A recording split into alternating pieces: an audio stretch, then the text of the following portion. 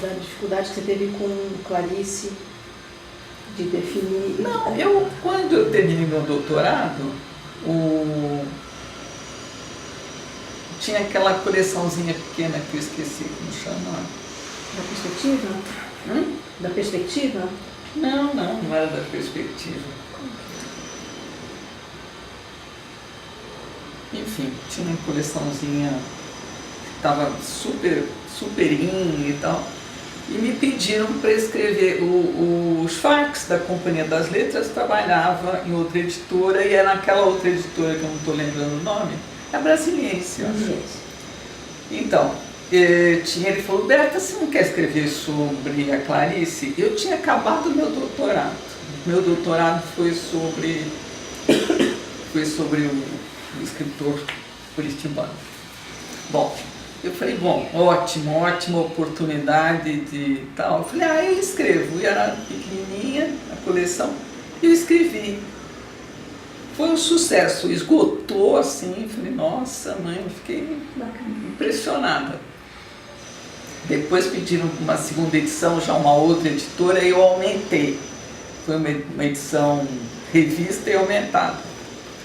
Depois, quando eu entrei na área de judaica, é que eu pensei, puxa, mas eu podia montar um curso sobre algumas hipóteses sobre o judaísmo da Clarice Lispector. Porque por menos que você se diga judeu, se declare judeu e etc., isso transparece. Você acredita que eu marquei um curso e encheu de gente? Eu me arrependi no primeiro momento.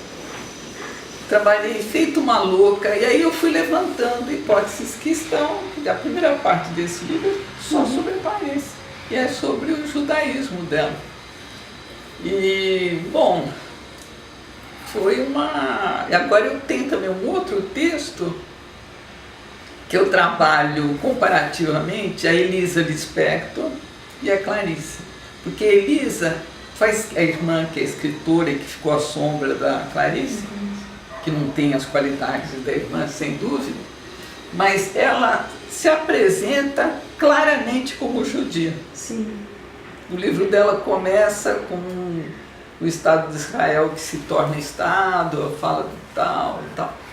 E a Clarice vai para a Itália durante a Segunda Guerra Mundial, que o marido era embaixador, ela acompanha o marido, e ela vai trabalhar como enfermeira cuidando dos pracinhas. Na correspondência que ela mantém com as irmãs, que é um livro de correspondência, ela na Itália e as irmãs no Rio, não tem uma menção aos campos de concentração, ao Hitler.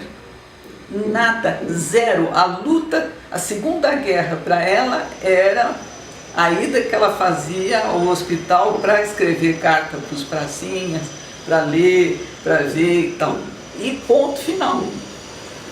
Eu estou achando interessantíssimo você levantar isso, porque um dos livros, na verdade 3 livros, que eu sugeri que o pessoal leu na Hebraica eram da Clarice. E aí, quando eu faço o clube de leitura, eu faço uma apresentação. Eu não sou da área de literatura, mas dou uma pesquisada e tal. E uma das coisas que me chamou a atenção foi exatamente isso, que ela estava na Itália exatamente naquele período.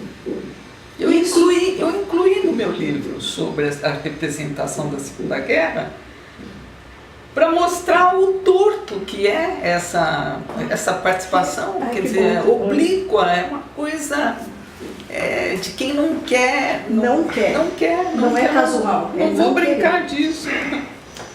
Aproveitando que a gente está falando da Clarice, a gente recentemente fez uma entrevista com a Regina Hegel. Ela tem um livro muito interessante, tá? Onde ela justamente entra nessa questão de definir o que é literatura judaica. Ela tenta traçar uma sistemática de entendimento do que é essa literatura judaica, e ela não considera a Clarice, tá? E ela até explica os motivos. Ela tenta trazer de uma forma racional uma certa divisão. No seu livro você faz um resgate de uma certa... A Hegel é uma racionalista. Eu não, eu sou mais intuitiva, eu trabalho com outros instrumentos, né? A Regina tem razão. Se ela não diz que ela é judia, por que ela deve ser tratada enquanto tal? Mas eu acho que sim, que ela deve ser tratada à revelia, porque eu acho que inclusive a gente não sabe muito bem o que é, quem é e etc. E quando escreve, para um leitor aparecem coisas que o próprio autor não sabe.